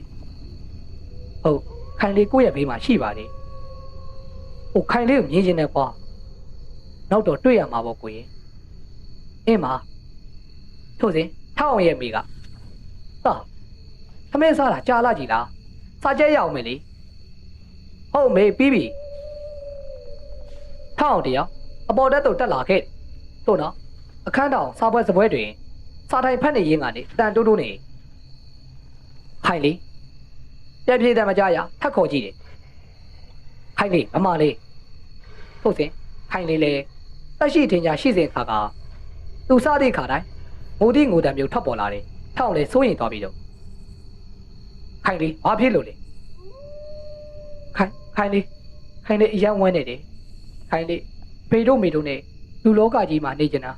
ပြီးတော့ကိုနဲ့တူတစ်သက်လုံးနေသွားကြတာအခုတော့ကိုရဲ့ထောက်စိတ်ထဲကိုမကောင်းပြီခိုင်လေးရဲ့ထောက်မျက်ရည်များကျလာတယ်ထောက်ငိုတာခိုင်လေးမြင်နေရတဲ့ပြေခိုင်လေးလည်းလိုက်ငိုမိကိုရဲ့မငိုပါနဲ့ကိုငိုရင်ခိုင်လေးလည်းမခံစားနိုင်ဘူးမငိုပါနဲ့တော့နော်ထောက်ဘလို့မှမရတော့ငိုရင်းနဲ့ရှိုက်တံမှာပွားလာတယ်ခိုင်လေးရဲ့ခဏကြာတော့ဟိုစားချက်တော့နော်အင်းမထောက်တယောက်စားချက်နေမိဟိုအိတ်တော့နော်ခိုင်လေးရဲ့တန်ညာထောက်ကနာယူကြည့်လိုက်ပြီးတော့ဟုတ်ပါခိုင်လေးရဲ့ခိုင်လေးလည်းအိတ်ချင်နေပြီလားဟုတ်ထောက်ကစာအုပ်ကိုတင်လိုက်ပြီးတော့အဲ့ဒါခိုင်လေးကိုနဲ့တူလာအိတ်နော်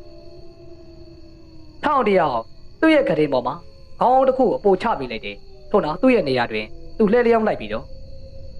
ခိုင်လေးချင်းအတန်ကားတော့သူ့ရဲ့နှစ်ဖေးမှာထောက်တယောက်အတန်လာရာစီကိုလှမ်းလိုက်ပြီးတော့ခိုင်လေးတက်ရှိထင်ကြရှိနေကောင်းပါပဲနော်ပြန်ပြေးတန်းမကြရအမှန်တကယ်တော့ခိုင်လေးမှာတိတ်ငုံနေချင်းသာခိုင်လေးကိုပြောတာကြားလားကိုရဲ့မပြောပါနဲ့ခိုင်လေးလေကိုနဲ့အတူတက်ရှိထင်ကြအတူတူနေချင်းတာပေါ့အခုတော့ထောက်အောင်လေသူစကားနဲ့သူခိုင်လေးဖြေစကားကြောင့်ငုံမိပြန်ကိုတောင်းပန်ပါလေကိုရန်ဝမ်းနေလို့ပါကိုရဲ့အနက်လင်းပြီအိုးထားတော့လေစားကြအောင်ထောက်အောင်တယောက်ထားလိုက်ပြီတော့ဟုတ်တော့ပဲရမ်းချစ်တယ်ခိုင်လေးရေ9 နာရီလောက်ကြာတော့ထောက်အောင်မှာကျောင်းသို့သွားရန်ပြင်းနေတယ်သူကျောင်းသွားဖို့ပြင်းနေတာခိုင်လေးမြင်နေရတယ်ဝိညာဉ်ဘွားရောက်နေတော့ခိုင်လေးမှာငုံနေမိခိုင်လေးကိုကျောင်းသွားအောင်မယ်ရေခမ်းရမှာပဲနေတော့ပြန်ပြေးတယ်မကြားရတဲ့ဖြစ်ခိုင်လေးရှိပါတယ်ကိုရဲ့ထောက်အောင်မှာခိုင်လေးရဲ့ငိုတန်ကြောင့်ခိုင်လေးဘာဖြစ်လို့လဲကို့ပြောလေဘာမှမဖြစ်ပါဘူးရင်ကဆိုရင်ကိုနဲ့ခိုင်လေးအဲ့ဒီကျောင်းလေးမှာအများတန်းတွေ့နေကြလေအခုအဲ့ဒါလေးတွေကိုသတိရလို့ပါခိုင်လေးရဲ့ထောက်အောင်ငုံမိပြန်တယ်ကိုရဲ့မငိုပါနဲ့တော့ကျောင်းသွားရမှာလေခိုင်လေးကိုချင်းအောင်ဖြေခဲ့နော်အင်းမကိုသွားပြီနော်အချိန်ကတော့၄ လပင်ကြော်ခဲ့လေပြီခိုင်လေးရဲ့မိဘများမှာမိသည့်6 လက်မှုမျိုးမှာမကြုံရတဲ့ဖြစ်ခိုင်လေးကျွတ်လွတ်သွားပြီကိုထင်မိကြပြီတယ်တို့ပေမဲ့ခိုင်လေးကမကျွတ်လွတ်သေးဘူးဆိုတာထောက်အောင်တယောက်ကလွဲပြီးတော့မိသူမှသိနိုင်ပြီမဟုတ်ဘူးထောက်မင်းကမေးတရားရှိတယ်တကယ်ကြီးဖြစ်သူဝင်ရဲစကားကြောင့်အေးမင်းလေမင်းဆုံးသွားတဲ့ခိုင်လေးကိုတကယ်ချစ်တာရောဟုတ်ရဲ့လားထောက်ရီးလိုက်တယ်ဘာဖြစ်လို့လဲမင်းကြည်ရတာသူဆုံးသွားတာဘာမှမခံစားရတယ်လို့ပဲထောက်အောင်ကဝေးရဲ့မင်းကိုပြောမယ်မင်းဘယ်သူမှပြန်မပြောနဲ့ကွာအေးပါကွာဘာလဲဆိုတာကပြောပါသူကငါရဲ့အိမ်မှာဟင်ဘယ်လိုသူကတေးသွားပြီမဟုတ်လားဘယ်လိုလုပ်ပြီးတော့မင်းရောက်နေတာဟုတ်တယ်သူတေးသွားပြီအဲ့မဲ့သူ့ငါခေါ်ထားတာဘယ်လိုလဲကွာမင်းတကယ်ပြောနေတာလားဟုတ်တယ်သူနဲ့ငါအခုအတူနေနိုင်ပြီလေမင်းကွာအဲ့ဒါမလုပ်ကောင်းဘူးကွာမင်းမိဘတွေရောသိလားမသိဘူးကွာမင်းကွာအဲ့ဒါမလုပ်ကောင်းဘူးလုံးဝမလုပ်ကောင်းဘူး ဟာလားမလုံးတဲ့မလောက်ထိုက်တဲ့ဟာတွေကွာသူ့ကိုရမ်းချစ်တယ်ကွာသူနဲ့ငါမခွဲနိုင်ဘူးမင်းကငါပြောမယ်သူ့ကိုမင်းမြင်ရလားမမြင်ရဘူးအဲ့ဒါဆိုရင်ငါကြားဘူးတာပြောမယ်သူတို့ဝိညာဉ်ဘွားတွေကအရင်ပင်မဆင်းရဲတယ်တဲ့လာကွာဝေယံကထောက်ရဲ့လက်အားဆွဲလိုက်ရထောက်ကဘာလို့မလို့လဲကွာလာစမ်းမှာငါတော့လိုက်ခဲ့စမ်းမှာ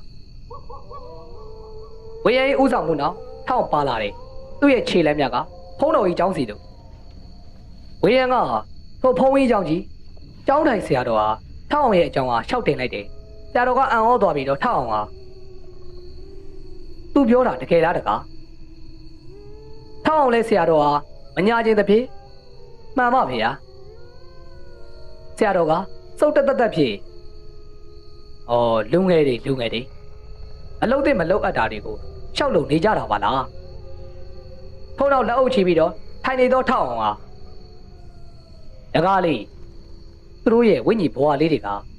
သနာစရာလေးတွေပါကွယ်ဆွဲလန်းမှုကြောင့်ဆင်းရဲတဲ့ဒုက္ခတွေကိုခံစားနေရတဲ့သနာစရာလောကသားလေးတွေပါတကားအဲ့လိုလုပ်တာ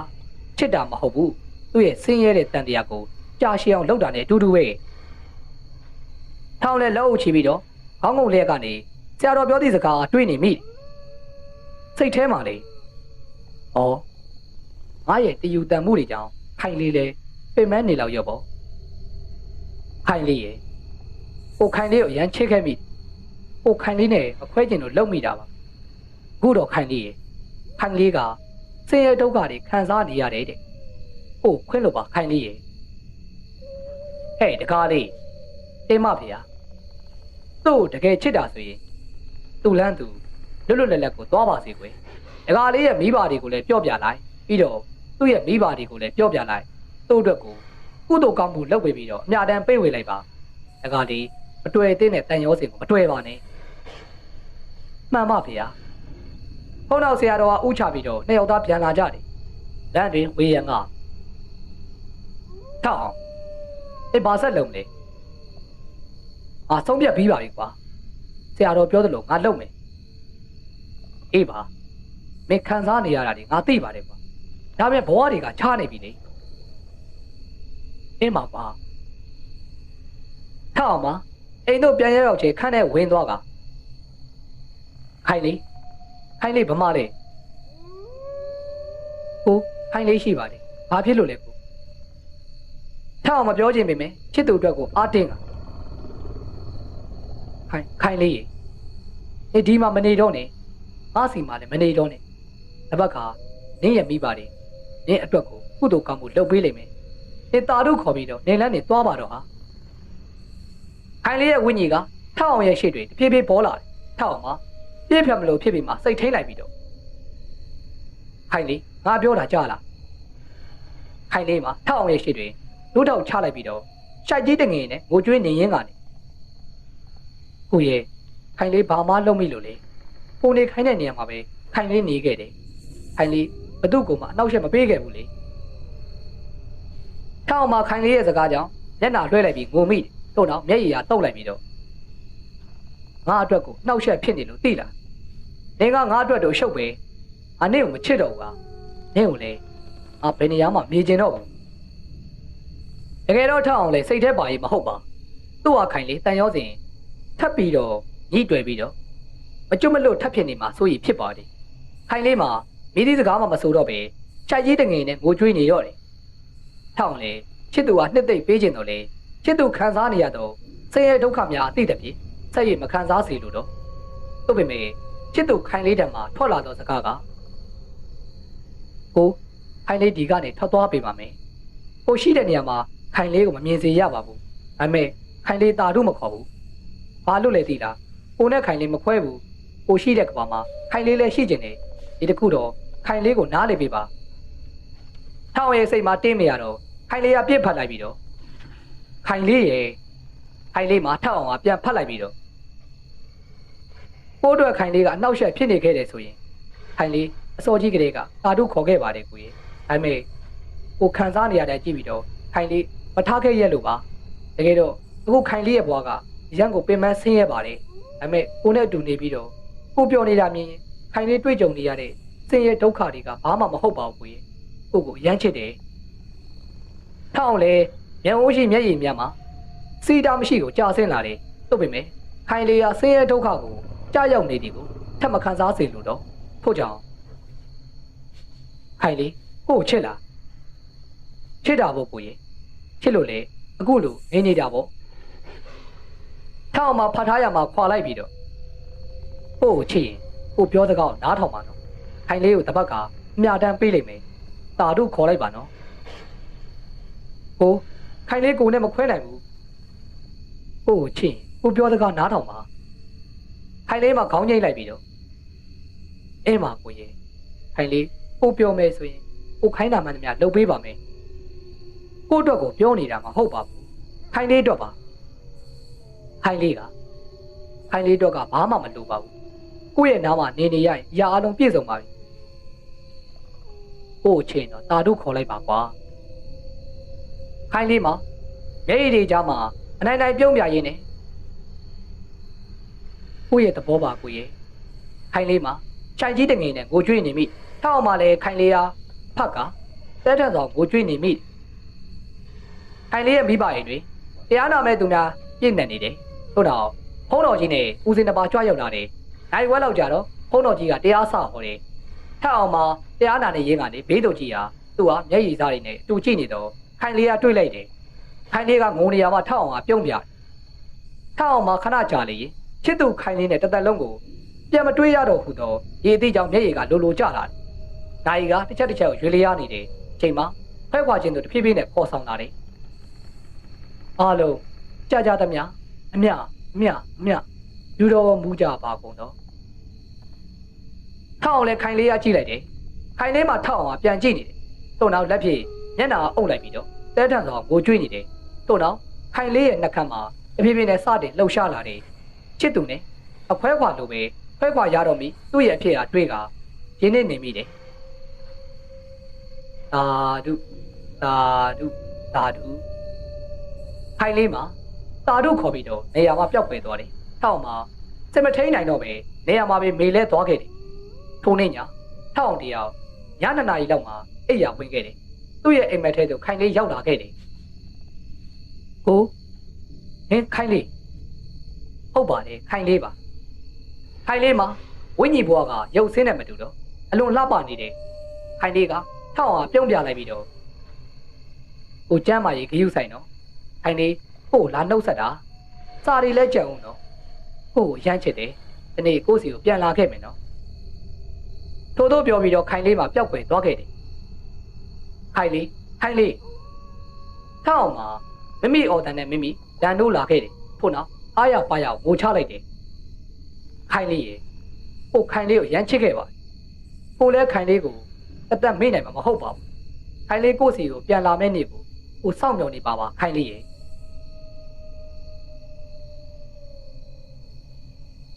ဘရောလောကဇလန်းလေးနှစ်ပုဒ်ကတော့ဒီမာရီပြီးဆုံးသွားခဲ့ပြီပဲဖြစ်ပါတယ်ခင်ဗျာတောက်လာမယ့်ဇလန်းများကိုလည်းစောင့်မျှော်နားဆင်အားပေးကြပါအောင်ခင်ဗျာနားဆင်သူပရိသတ်များကိုစိတ်နှပြရွှင်လန်းချမ်းမြေ့ကြပါစေခင်ဗျာ